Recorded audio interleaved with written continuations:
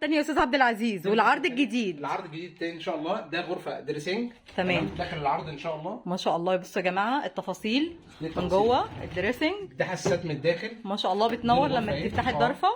تمام. ده الغرفه هنا الخشب من جوه ايه يا استاذ عبد العزيز؟ ده خشب كله يا فندم، خشب مسك ان شاء الله. تمام. من الداخل كله الفريم ده كله زان. اللهم بارك. تمام يا فندم. الاساسيات بتاعتها اللي سندها زان. تمام كله زان هنا. اللهم بارك. تمام يا جماعه. وحاجه فخمه وحاجه الله اكبر عليها. دي الادراج بتاعتها من ما شاء الله اللهم بارك. تمام. دي تقديمتها من الداخل اهو. ده الكومودينو الثاني. الكومود بصوا يا جماعه جماله. بصوا الجمال الكومود عامل ازاي. قطعه فنيه اللهم بارك اهو. شايفين شياكه كده. شايفين كمان بص التسريحه يا فندم. اللهم بارك. حاجه كده وهم. اللهم صل على النبي. تمام.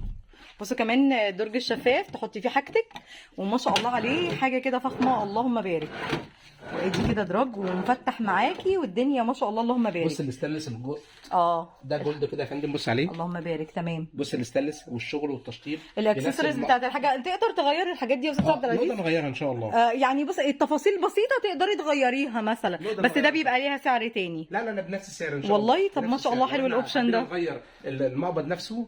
الاكسسوارات ديت بنغيرها عادي. طب ما شاء الله اللهم بارك. تمام. بصوا بقى هنا كمان السرير. ده السرير اهو وده البنكيت ان شاء الله وده السبوت بتاع السرير. ما شاء الله اللهم من الجنب كده بس يا جماعه مع الكومود القمر ده هيبقى حاجه كده وهم. وادي كرسي يعني كنبه كده عريضه فوتيه. ده المفروض البنكيت بتاعها. بصوا شكله عامل ازاي لوحده. اللهم بارك. كل ده بقى بكام يا استاذ عبد العزيز في العرض؟ دي ان شاء الله داخل العرض ان شاء الله هتبقى عامله 30000 جنيه بعد الخصم ان شاء الله. 30000 جنيه يا جماعه غرفه نوم. اللهم بارك. حاجه كده قشر قار وحاجه كده بسم الله اللهم بارك. تمام.